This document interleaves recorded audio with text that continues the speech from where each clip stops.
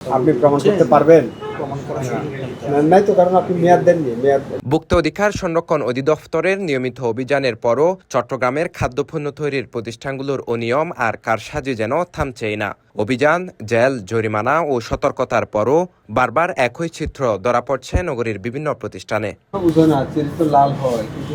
সোমবার 13 এপ্রিল দুপুরে নগরীর খুলশী এলাকার ওয়ারলেস মোড়ে ভোক্তা অধিদপ্তরের উপপরিচালক ফয়জুল্লাহর নেতৃত্বে পরিচালিত এক অভিযানে এমন চিত্র উঠে আসে। অভিযানে মধুবন নামের একটি প্রতিষ্ঠানে অস্বাস্থ্যকর পরিবেশ ও নানা অনিয়মের প্রমাণ পান কর্মকর্তারা। এর কয়েক মাস আগেও একই প্রতিষ্ঠানে অভিযান চালিয়ে জরিমানা করা হয়েছিল। তবে সতর্কতা উপেক্ষা করে প্রতিষ্ঠানটি আগের মতোই অনিয়ম চালিয়ে যাওয়ায় আবারও জরিমানা করা হয়।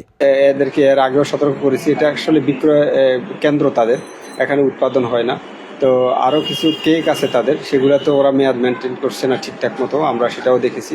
একই এলাকার হোমমেড ফুডস নামের একটি বেকারি প্রতিষ্ঠানেও নোংরা ও অস্বাস্থ্যকর পরিবেশে খাদ্যপণ্য তৈরি করতে দেখা যায়। পাশাপাশি প্রতিষ্ঠানটির বেশ কিছু পণ্যে মেয়াদ উত্তীর্ণের তারিখ উল্লেখ না থাকায় 50,000 টাকা জরিমানা করা হয়। সেই প্রতিষ্ঠানটা নোংরা অস্বাস্থ্যকর অবস্থার কারণে আমরা তাদের 50,000 টাকা অর্থদণ্ড করেছি।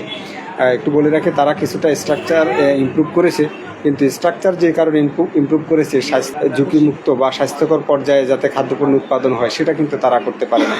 জনস্বাস্থ্য সুরক্ষায় এই ধরনের অভিযান অব্যাহত থাকবে বলে জানিয়েছেন ভোক্তা অধিদপ্তরের কর্মকর্তারা। তদুপরি আপনার এখানে কাশ্মীরি মরিচ শেখ মোহাম্মদ ফয়সাল, সিটিজি পোস্ট, চট্টগ্রাম। মেয়াদ মেনটেন করছেন না।